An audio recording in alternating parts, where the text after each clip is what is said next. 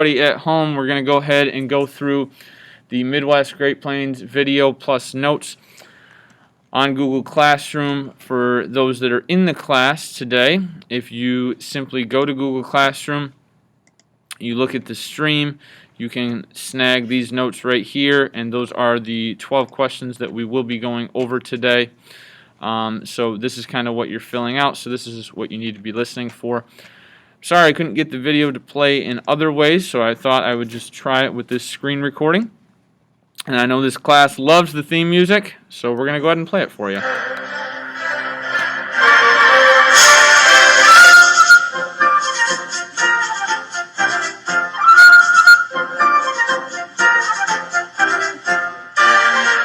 United States geography is a story of land and people. A land filled with natural resources, from the Rocky Mountains to the Sonora Desert, the San Francisco Bay to the Mississippi, the Grand Canyon to Niagara Falls. Since 2000 BC, when the Native Americans settled on this continent, people from all over the world have made this land their home. With lush forests, sweeping prairies, coastal plains, and bustling cities, the land is as diverse as the people who live here. North to south, east to west, each region of the United States is a piece of living history, shaping the heart and soul of the nation from sea to shining sea. So again, today we're doing the Midwest Great Plains film notes. So make sure you're following along, please.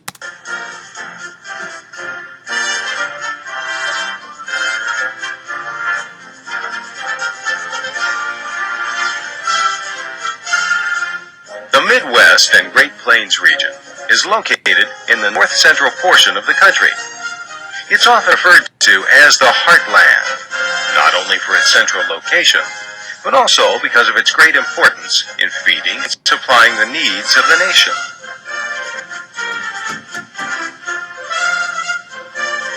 Looks a little bit like Michigan right there, kind of like where I hunt deer. And no, I haven't gotten a deer yet this year. I know, you're all disappointed. The land is generally flat, without mountains, and touches many bodies of water, including 4 of the Great Lakes and the 3 largest rivers in the country.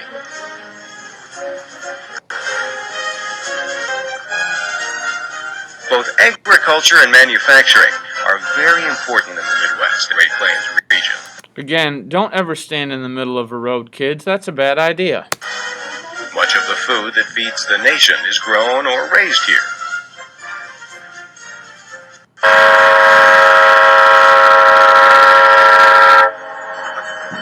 And many goods, from tools and appliances to automobiles and airplanes, are manufactured here. 12 states make up the Midwest and Great Plains region. The eastern part of the region is generally known as the Midwest. So question number 1, eastern side known as the Midwest. That's this area right in here. And is made up of the states of Ohio, Indiana, Illinois, Michigan, Wisconsin, Iowa, and Missouri. The western 5 states, Minnesota, North Dakota, South Dakota, Nebraska, and Kansas, make up part of the Great Plains. One of the most important geographic features of the region is the Great Lakes. Lake Superior, Lake Huron, and Lake Erie lie along the northeastern boundary. So again, the state of Michigan is actually bordered by all 4 Great Lakes. You guys are going to be using, or definitely labeling these, I should say, with your maps later this week. While Michigan lies completely within the region. The nation of Canada forms the region's boundary on the north. In the east, it's bounded by the states of Pennsylvania and West Virginia. So question number 2, the western side is known as the Great Plains, and for number 3, of course, Canada is the nation that borders this region. South by Kentucky, Tennessee, Arkansas, and Oklahoma, and on the west by Colorado, Wyoming, and Montana.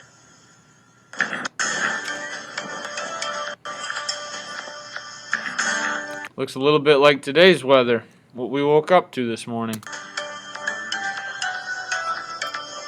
Perhaps the most... I know I told you never to stand in the road, but definitely don't stand in the middle of the road during a snowstorm. Like, why these people got these shots is makes no sense to me. Defining feature of the entire region is its relatively flat land, varying from low rolling hills in some parts to vast areas of perfectly flat landscape, almost treeless, where you can see for miles. These flat, treeless areas are called plains. Plains, plains for number 4. Again, the western part of the region covered by lots of plains, not planes like airplanes. They receive less rainfall than the eastern part of the region, but enough to grow wheat and grasses.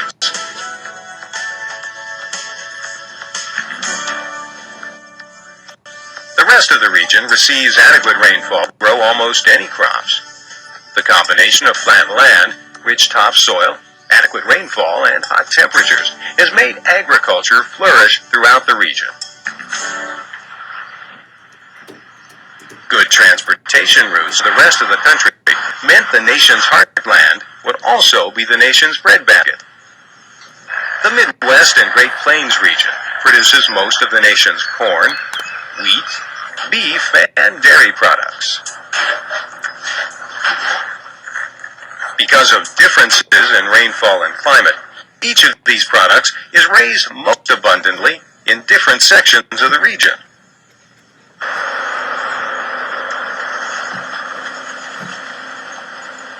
The western part of the region gets just enough rainfall for growing wheat. The Great Plains states make up the richest wheat-producing area of our country, known as the Wheat Belt. The wetter states to the east, from western Ohio through Indiana, Illinois, and Iowa, form the Corn Belt, where most of the nation's corn is produced.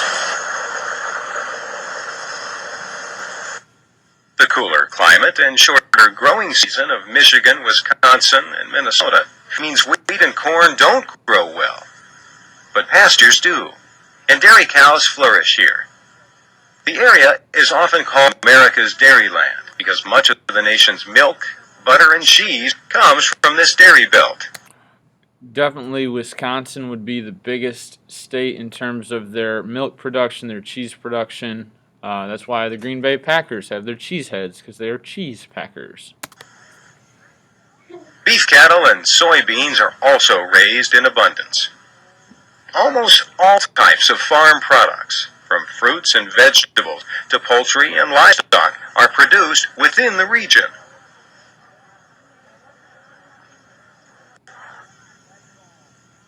Now, getting all this food to market was made easier by the region's central location within the country and by good transportation routes to foreign countries. The Great Lakes provide a shipping route via the St. Lawrence Seaway to the Atlantic Ocean. The Ohio and Missouri rivers run through the region and connect with the Mississippi River. So for question number 5, it asks you for the 3 major rivers located in the region. We've got the Mississippi, which is the one flowing north to south here. That's the longest river in the United States.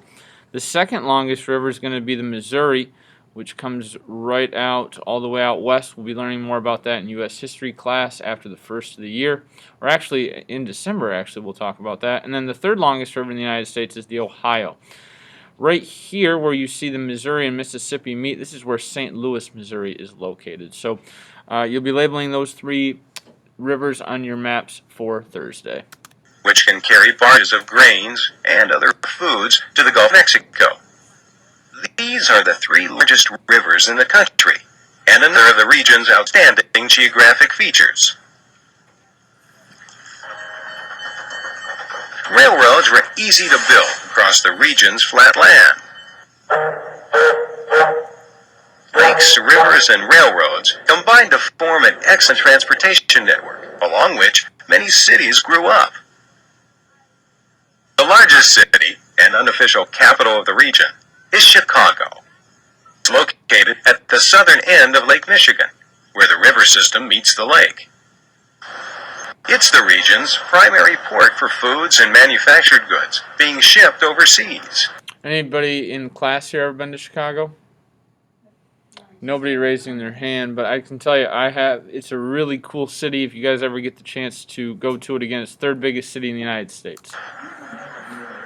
Chicago is our nation's 3rd largest city and home to the Sears Tower, the tall.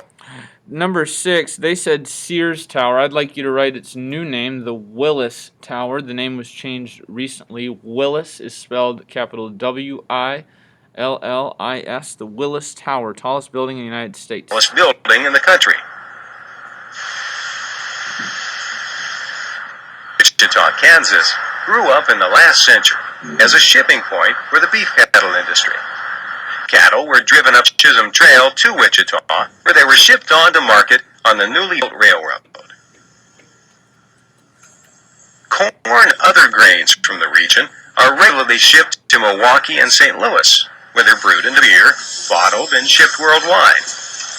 This is why Milwaukee's baseball team is nicknamed the Brewers, because beer making is a big thing that they do in Milwaukee. Many city dwellers make their living from processing and selling farm products. Again, don't stand in the road. Why these people do that? Yeah, it's pretty close though. While many live on farms, nearly 2/3 of the region's people live in towns and cities. Some of the larger-sized cities include Cleveland, Columbus, and Cincinnati in Ohio, Detroit and Lansing in Michigan, Indianapolis, Indiana, Chicago, and Springfield, Illinois. Admit it, you're upset that they didn't mention Stanton and Sheridan. I think we all are. Milwaukee and Madison, Wisconsin, Minneapolis, St. Paul, Minnesota, Omaha, Nebraska, Topeka and Wichita, Kansas, and Kansas City and St. Louis, Missouri.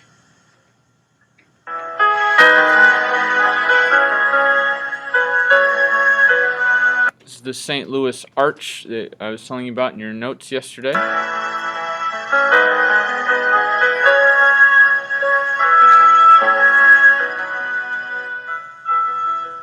This great stainless steel arch stands on the bank of the Mississippi River in St. Louis.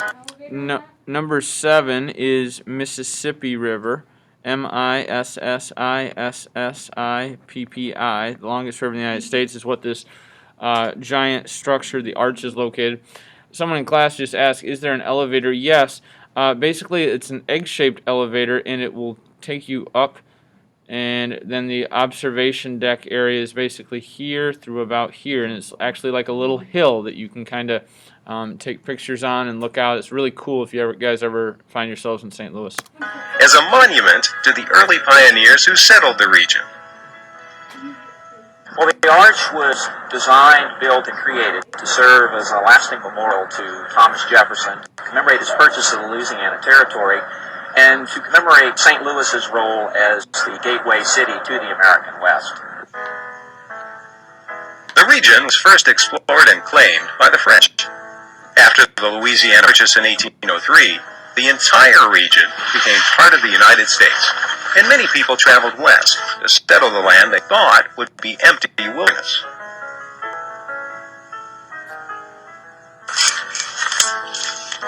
The most famous route west was the Santa Fe Trail, which started in western Missouri. It ran all the way to New Mexico. Many people stopped along the way to start a farm. The U.S. government gave them the land for free and called it homesteading.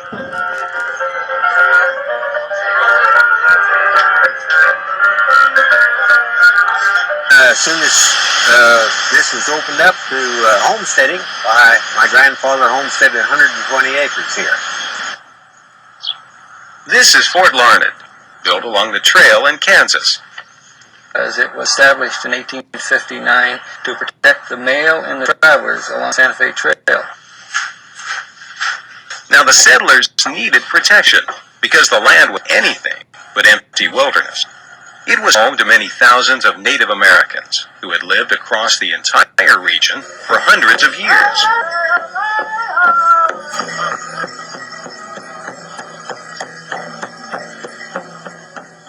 The United States government did not respect the rights of the Native Americans and took away their land to give to white settlers. Many of the Native Americans were killed and driven from their land. Now today, their descendants live throughout the region. Some have been absorbed into the melting pot of American culture, but many of them are working to preserve their unique heritage. This man belongs to the Winnebago tribe tribe in Wisconsin. But our tribe has been in this area for several hundreds of years, and the Wisconsin River, which lies just behind us over here, has played a great part in the history of our tribe, because the river here has been used just like the highways were used in the past. We used it for a source of transportation and commerce in the years past.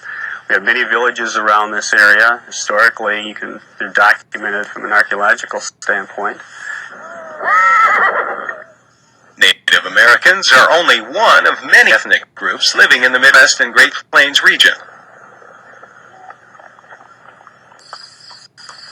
Immigrants came here from all over the world. Many Scandinavian immigrants found the cool climate of Wisconsin and Minnesota to their liking. Cleveland, Ohio is a typical city of the region where one can find many different ethnic groups. It's easy to find German influence. No, this is not what I'll be doing when I go to a retirement home someday, if you were curious.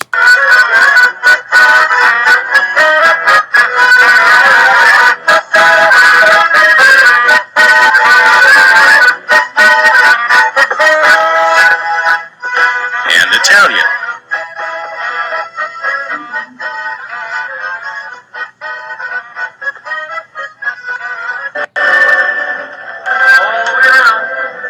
And how about Lithuanian? Lithuania is a very small country in Europe, but immigrants came to the region from just about everywhere.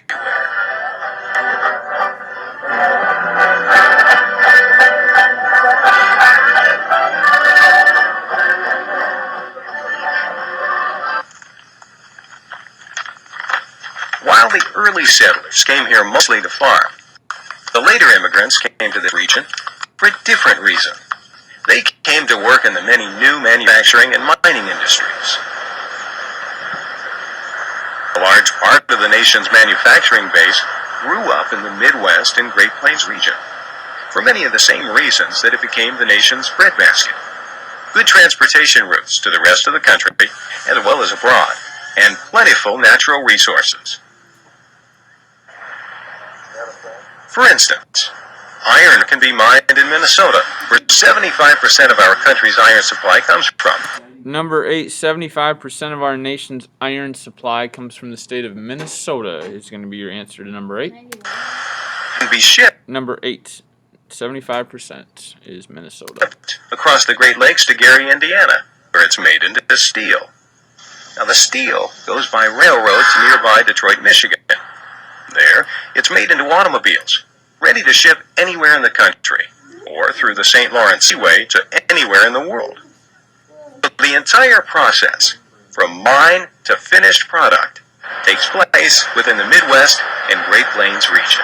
This right here is a picture of downtown Detroit. This is the General Motors building, which is one of the iconic buildings of downtown Detroit. And this right here is what we call the People Mover.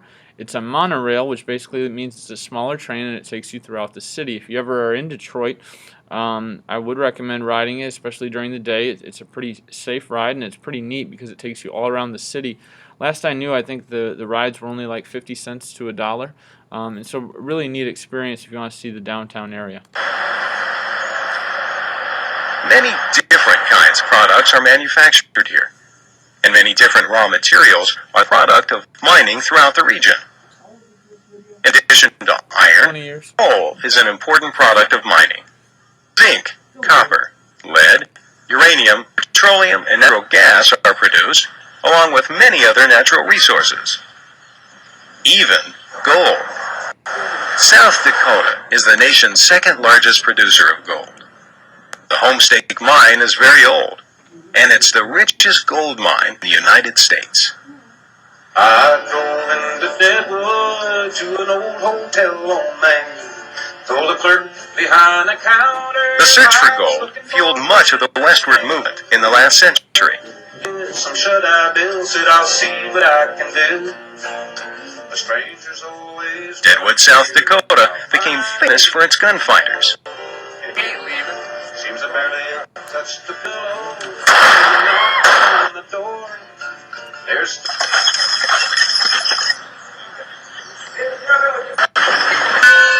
But Most people of the Midwest and Great Plains region in the last century were engaged in commerce, agriculture, and manufacturing. Dearborn Village in Michigan preserves some of the past. The bicycle makers who worked in this shop would later go on to invent the airplane. Craftsmen working in the Amana colonies in Iowa began manufacturing high-quality furniture and appliances over a century ago. The region has produced more than its share of famous people. Abraham Lincoln lived in this house in Springfield, Illinois. Number 9, Abraham Lincoln, originally from Illinois. Even though he was born in Kentucky, Illinois is considered to be his home state. So Illinois is your answer to number 9. A house divided against itself cannot stand. I believe this government cannot endure permanently half slave and half free. Mark Twain lived in Hannibal, Missouri, where he wrote about Tom Sawyer and Becky Thatcher. Henry Ford not only built cars, he pioneered the modern production line method of manufacturing, which turned Detroit into the automobile capital of the world. Detroit is typical of the industrial cities of the region, manufacturing centers located on waterways. The nearby University of Michigan is also typical of the high-quality universities of the Midwest and Great Plains region. That would be me rolling my eyes for those of you at home. Number 11, the pathetic university mentioned in this film is Michigan. The moment I saw that, Of course, I'm somewhat kidding. No, I am kidding. Michigan obviously is a really good school, but it actually is known as one of the better schools in the Midwest region, although I'm partial to Michigan State for those of you at home. Number 10, Henry Ford invented the assembly line, which made this Midwest city the automobile capital. What's known as the Motor City? Detroit is going to be your answer to number 10. Despite seemingly endless vistas of flat and rolling plains, the region has many areas of natural beauty and unique geographic formations. This area is known as the Wisconsin Dells. In southern Missouri, the Ozark Mountains are not tall, but provide a natural area of great beauty, and they seem to have inspired the local culture.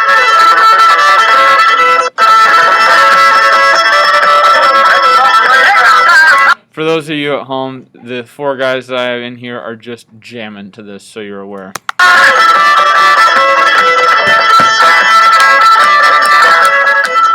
Over 4,500 miles of shoreline along the Great Lakes provide great recreational opportunities for swimmers, boaters, fishermen, campers, and hikers. Even the sand dunes can be fun.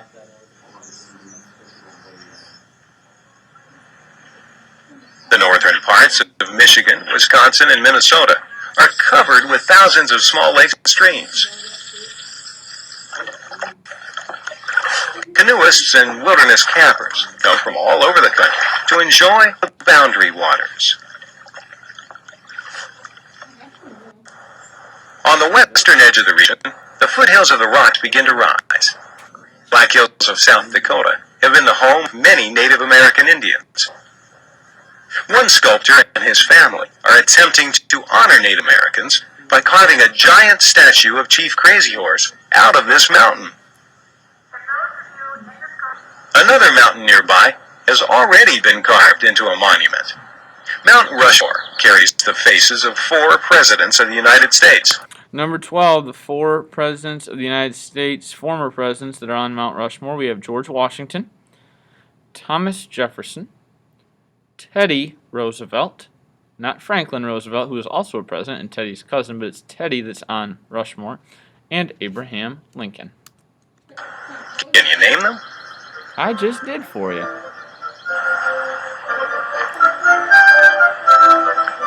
The Midwest and Great Plains region is the nation's heartland, the nation's breadbasket, and the nation's industrial belt. It's been an important part of our country's economy for nearly 2 centuries. Its many modern cities have grown up on the shores of the Great Lakes and along the banks of the country's greatest rivers. Rich topsoil for farming, close proximity to the rest of the nation, excellent transportation routes to foreign countries have helped trade and commerce to flourish here. Much of the nation's industrial might is centered in the Midwest and Great Plains region. The president who looked down upon the country from Mount Rushmore are looking down upon a land that is in many ways the true heartland of our country.